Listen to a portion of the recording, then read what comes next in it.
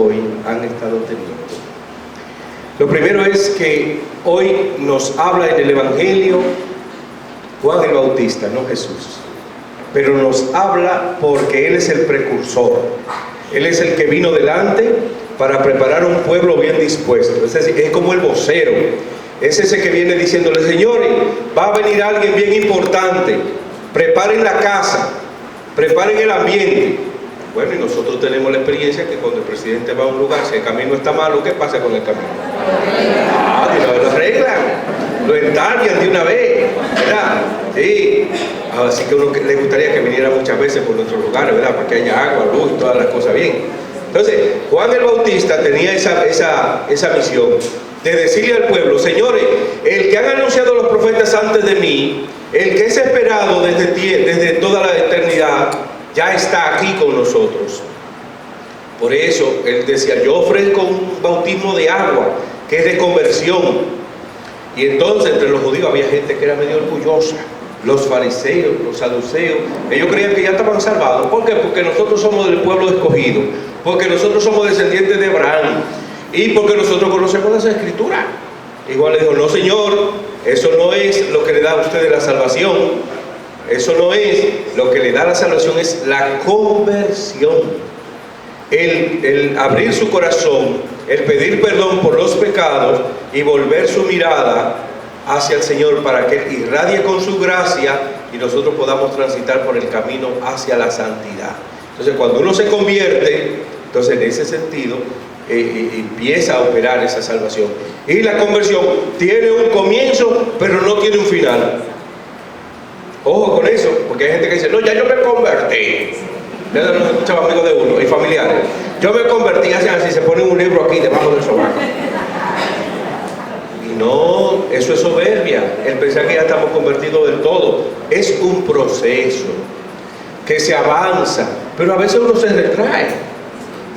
Por eso a mí me gusta, cuando doy la confirmación, preguntarle a los que se confirman las preguntas que no están en lo que le enseñaron quizás. Y yo le digo: bueno, ¿ustedes renuncian a Satanás? Sí. ¿Ustedes creen en Dios, Padre, Hijo y Espíritu Santo? Sí. Pero ¿ustedes están dispuestos a perdonar al que le haga daño? Ahí viene para atrás. Si uno te da un pecozón, ¿tú estás dispuesto a perdonarlo? Y hacen así, te miran con eso. ¿Por qué? Porque ahí está la vida cristiana de la conversión. No es que tú te dejes dar y le digas: venga, denme a mí ahora aquí. No, no es eso. Es que uno esté en disposición de que si tengo que sufrir por el Evangelio, sufro por el Evangelio. Si tengo que sufrir por mi hermano, sufro. San Pablo decía: yo me hago todo a todos. Jesús se compadecía de la gente. Por eso no tenía ni siquiera dónde reclinar su cabeza. Entonces hoy la palabra de Dios nos invita a abrir nuestro corazón al Señor, como María abrió las puertas de su corazón para que Él naciera en ella, y la abrió también para que los demás le conocieran. Isabel, y después los pastores en el tiempo de dar a luz, y así todas las personas. De manera que este camino del Adviento nos invita a nosotros a entrar en ese proceso de conversión. Proceso de conversión. Conversión, cambio de vida. San Pablo dice: es como cuando usted está lavando un pantalón, usted le da la vuelta, después que usted lo moja, ¿verdad? Usted le da la vuelta de lo de dentro para afuera, para usted poder echarle bien el detergente y entregarlo bien. Eso es una conversión, sacar y cambiar, ¿verdad? Que la palabra entre por un oído, baje al corazón y transforme el corazón duro en un corazón sensible, en un corazón amoroso, en un corazón que destierre, que saque el rencor, ¿verdad? Y se convierte en ese corazón amoroso como el de Dios Padre. Así que se nos invita a seguir en este camino de conversión y no pensar que ya estamos convertidos del todo, como los fariseos, los saduceos. No podemos caer en esa misma, tropezar con esa misma piedra como ellos. Lo segundo es que estamos celebrando la fiesta de la Inmaculada Concepción. ¿Y qué significa esto? Pues fíjense, Dios Padre creó a Adán y a Eva en estado de pureza. No conocían el pecado, no habían cometido pecado, estaban puros, sin ninguna mancha, y estaban allí en ese lugar tan hermoso que llamamos el jardín del Edén. Allí no pasaban ni dolor, ni hambre, ni sed, ni nada, porque lo tenían todo. Es más, hasta Dios bajaba, dice así poéticamente el autor sagrado, bajaba todas las tardes a dialogar primero con Adán, ¿verdad? Y luego con Adán y Eva. Y el hombre y Dios tenían esa amistad plena, no había ninguna barrera entre ellos. Pero vino el tentador y le dijo, ay. Y es verdad que ustedes no pueden comer ese árbol que está bonito ahí. Yo recuerdo que en casa de mi abuela había una mata de mandarina, que era la matita que echaba las mejores mandarinas, y eran las más dulces de la bolita del mundo. Y mi abuelita dejaba que se pusieran amarillita, así a veces se ponían como medio rojiza en la cáscara, pero esa mata de mandarina era la primera cosecha, era para el padre, y nadie la podía tocar. Y los nietecitos, cuando íbamos a la casa de la abuela, estábamos oyendo y le ponían alambre alrededor del tronco para que uno se gaviara, ¿verdad? Pero uno tenía la tentación de coger un palo y tirarle. Así le pasó a Adán y a Eva. Entonces el demonio, el tentador, le dijo, vengan acá. Y es verdad que usted no puede comer de eso. Usted está pidiendo salud, bueno. Y entonces vinieron, él agarró y le dio a la mujer. Y comió, le agradó y le dio al hombre. Entonces ya se le abrieron los ojos. Entonces ya sabían que tenían que sudar para ganarse el pan de su frente. Con el sudor de su frente ganarse el pan. Que ya empezó la mujer, para tener hijos va a tener que tener dolores de parto, ¿verdad? Entonces cambia eso por esa desobediencia y por esa inclinación hacia la desobediencia de Adán y Eva. Nosotros venimos con lo que llamamos el pecado original.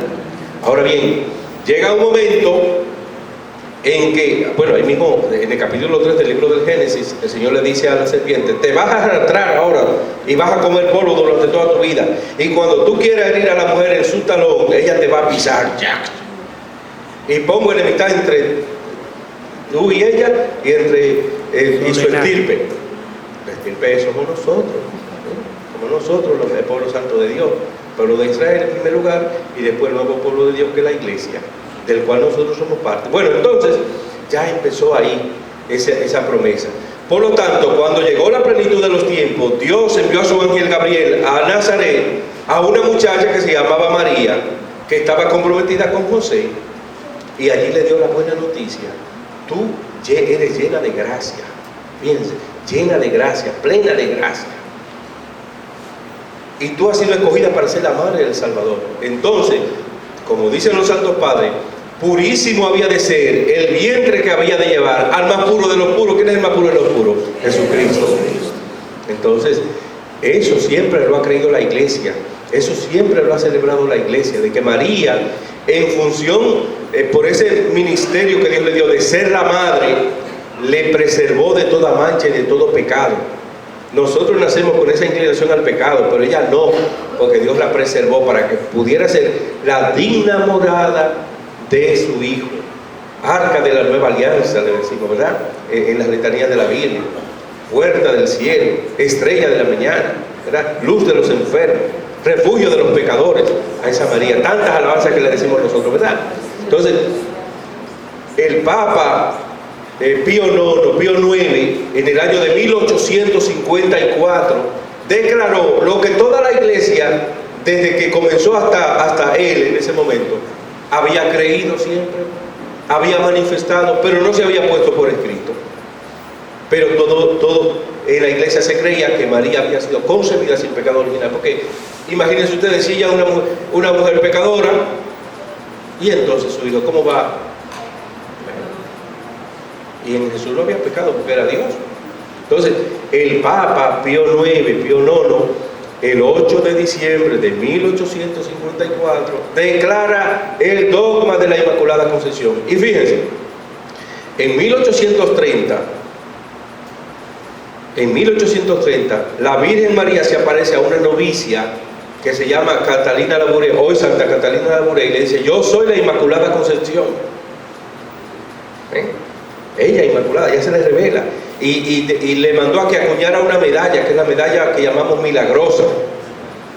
Él decía, oh María sin pecado concebida, apareció ahí, cuando la Virgen se le apareció a esa muchacha, a esa novicia, ella se apareció con las manos de las cuales salían unos rayos de gracia, y alrededor de ella hizo esa ejaculatoria: oh María sin pecado concebida, y decimos nosotros: ruega por nosotros que recurrimos a ti. Pero esa fue lo que apareció: oh María sin pecado concebida, y le dijo: yo soy la Inmaculada Concepción. De manera pues que esa muchacha, esa novicia que no sabía ni la O, bueno, a lo mejor sabía la O porque era redonda, como decían los campesinos de campo, ¿verdad? Yo nada más sé la O porque es redonda. Bueno, pues esa muchacha proclamó por esas apariciones de la Virgen que ella era inmaculada. Y después vino las apariciones de Lourdes, ¿verdad? Y también se revela como la Inmaculada Concepción, ¿verdad? Y entonces el Papa, viendo esos acontecimientos que siempre se había creído en la Iglesia, que siempre se había celebrado, entonces dijo: proclamo, es decir, pongo por escrito para que sea creído y celebrado siempre, que María fue concebida sin pecado original, sin mancha. ¿Para qué? Porque el Señor, eso fue en previsión a que ella iba a ser, a que ella había sido escogida para ser la madre de Dios. Entonces, esta es la fiesta que celebramos. Y eso significa que en María se dio anticipadamente lo que esperamos que se dé en cada uno de nosotros: estar sin pecado para poder ver, contemplar el rostro amoroso de Dios, para poder decir: soy ciudadano de la morada celestial, de la Jerusalén celeste. Entonces, eso es lo que celebramos hoy. Y por eso debemos mirar a María sin pecado, mirar a María para que ella nos dé un corazón puro, una mirada limpia. Dichosos los limpios de corazón, porque ellos verán a Dios. Entonces, María tuvo esa mirada limpia. Nosotros debemos pedirle a ella que nos dé pureza de intención, ¿verdad? Esa pureza recta de intención de agradar siempre a Dios en todo lo que hacemos. Así que, primera cosa que nos transmite la lectura: iniciar un proceso de conversión. Ese camino que nos va a llevar hacia Belén para encontrarnos con el Hijo de Dios que nace y poder abrirle nuestra puerta para que Él entre en nuestro interior. En segundo lugar, celebramos la fiesta de la Inmaculada Concepción. Y lo tercero es que para que nosotros podamos iniciar ese proceso de conversión, para que nosotros podamos imitar a María, tenemos que tener unas herramientas o unas armaduras. En la antigüedad, los soldados se ponían un casco, cogían un escudo, cogían una espada o una lanza y se ponían rodilleras, ¿verdad? Se ceñían muy bien la cintura, se ponían pecheras. ¿Para qué? Para que si venía uno y le tiraba una flecha, diera y no le atravesara y no lo matara. Entonces el soldado se pertrechaba, se armaba, se ponía unas cuantas armaduras. Si ustedes van al Museo de las Casas Reales, por ejemplo, aquí, van a ver esas armaduras que eran hasta como de hojalata, pero fuertes. Y uno dice: ¿cómo se metían ahí? Bueno, miren, tenían su método, porque todo eso se abre, se pone. Usted ve que se ponían ahí muñequeras, se ponían una coraza, en fin, todo eso. Entonces San Pablo también, en la carta a los Efesios, nos dice que tenemos que revestirnos de las armaduras para poder luchar contra el demonio, contra las fuerzas del mal, contra Satanás y todas sus huestes, porque nosotros somos débiles de carne y hueso, y el diablo sabe dónde nosotros flaqueamos. El diablo nos conoce a nosotros muchísimo, y él dice: yo lo espero en la curvita.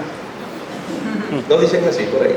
Entonces el diablo tienta siempre. Dios lo tienta, Dios lo que da de fortaleza para que nosotros venzamos el mal. Entonces el demonio, dice San Pedro, está siempre acechando como un león hambriento, buscando a quien devorar. Y San Pablo nos dice, fíjense qué cosa más bonita nos dice en la carta a los Efesios: fortalezcanse con el gran poder del Señor, pónganse toda la armadura de Dios para que puedan hacer frente a las artimañas del diablo.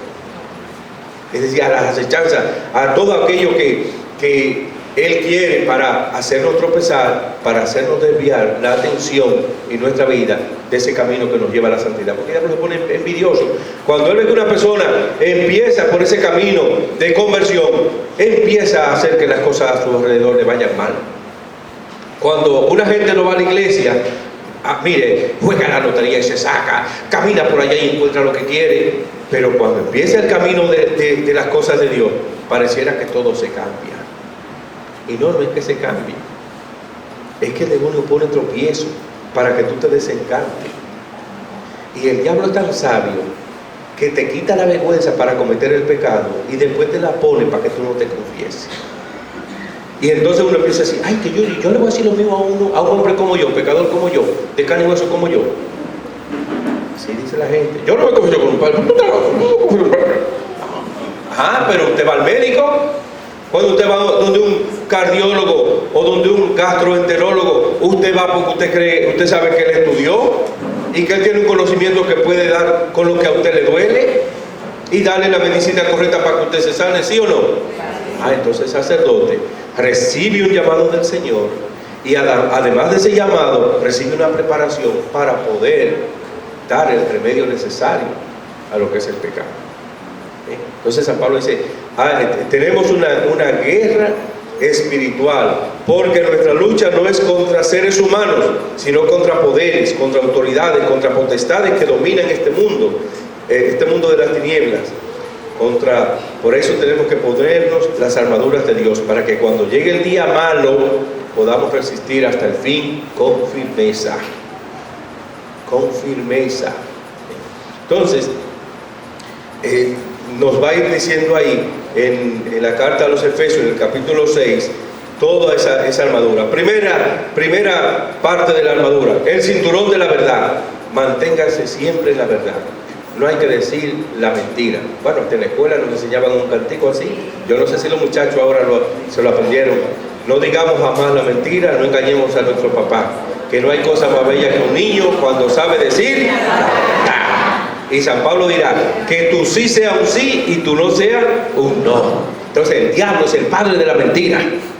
Si ustedes comen de ese árbol, serán como dioses. Oiga, qué bonito sonó eso.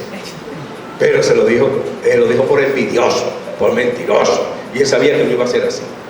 Por eso cuando Adán y Eva comieron, se dieron cuenta de todas las cosas entonces. Y tenían miedo de encontrarse con Dios. Usted no ve que cuando uno es niño o cuando uno es adulto y hace una cosa mala y uno cree que el otro lo vio, uno está así como agachado, como que no se cree, como que no se atreve uno, ¿verdad? Porque es así. Entonces, primera parte de la armadura, el cinturón de la verdad. ¿Cómo usar este cinturón? Llena tu mente y tu corazón con la verdad de la palabra de Dios. Cultiva esa amistad profunda con Dios. ¿Cómo se cultiva esa amistad? Con la oración, con hacer uso de los sacramentos, sobre todo la confesión y la comunión. Gustar el pan de los ángeles, el pan que los ángeles quisieron comer pero no comieron, ni lo pueden comer porque son espíritus, pero nosotros sí. Es el pan de la vida, el pan eucarístico. Así que fortalece tu espíritu cada día, alabando a Dios, pasando tiempo con Él en el sagrario.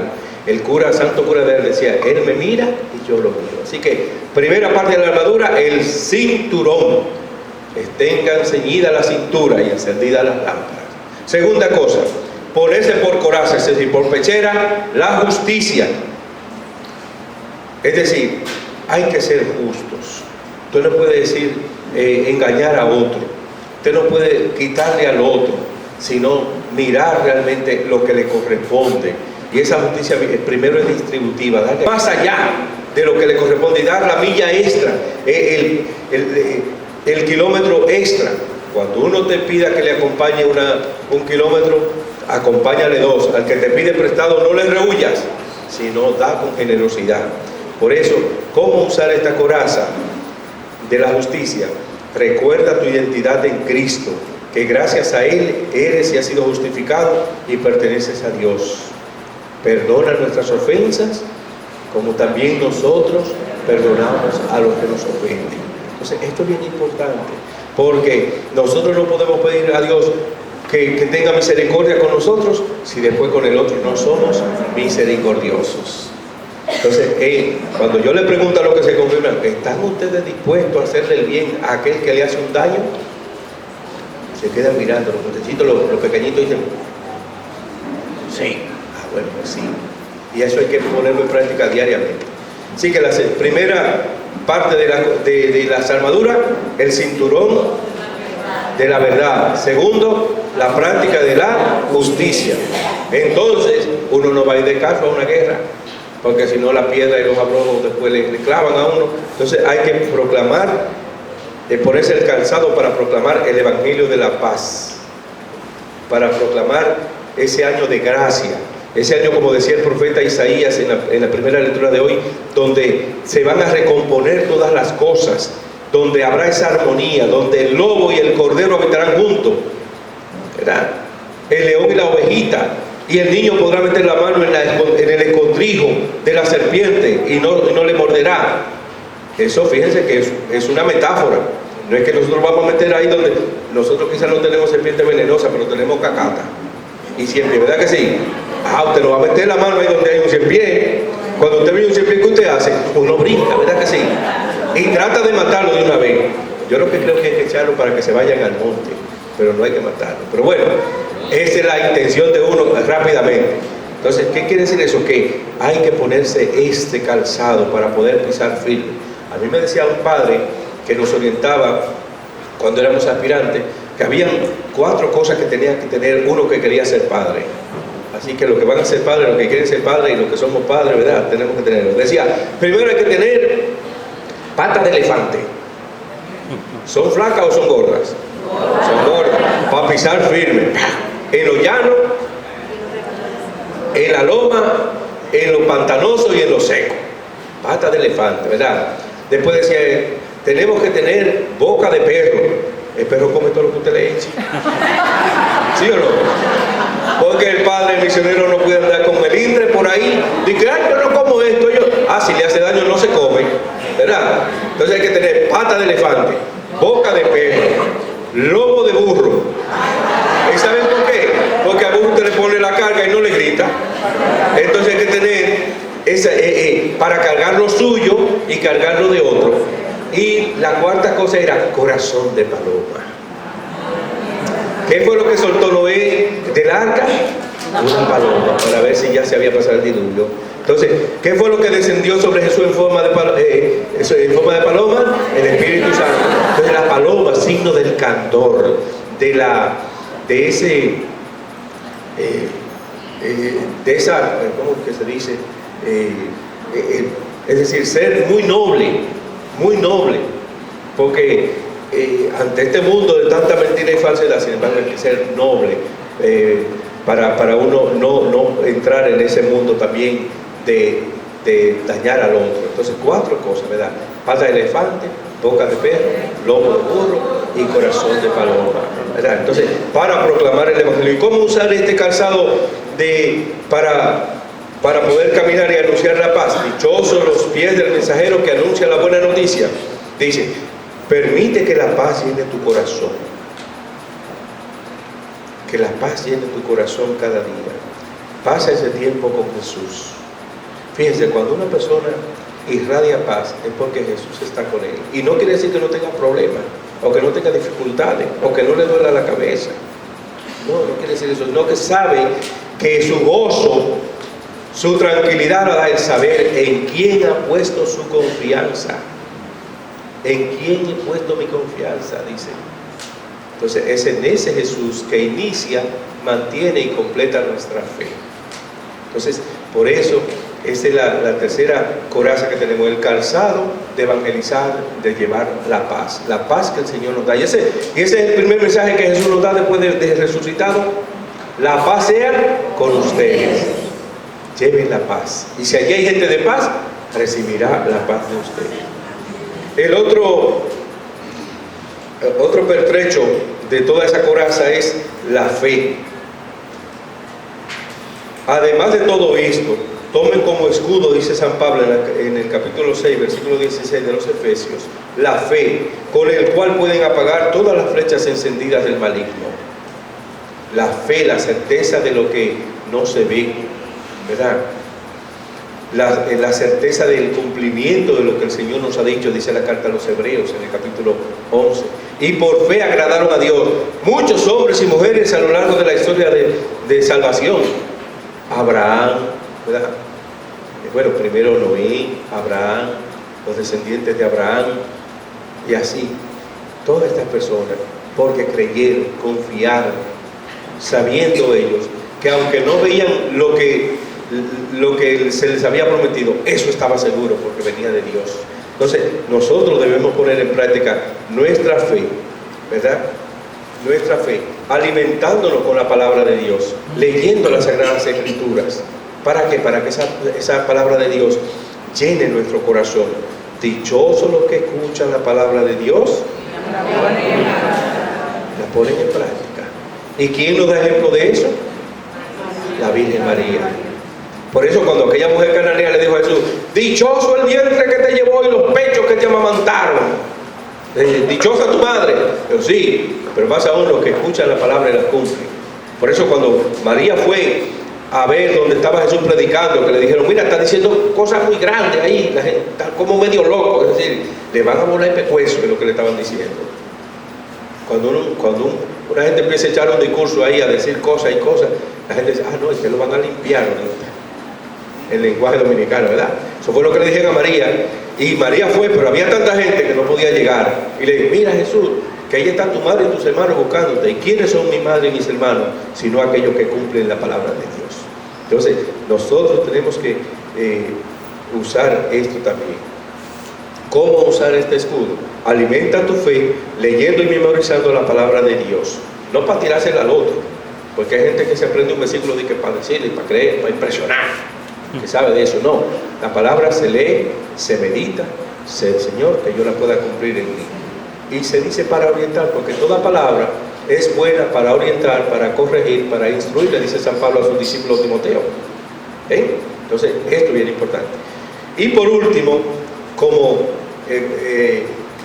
casco protector, tenemos que ponernos nosotros ese anhelo de alcanzar la salvación, proteger nuestra cabeza, nuestro pensamiento.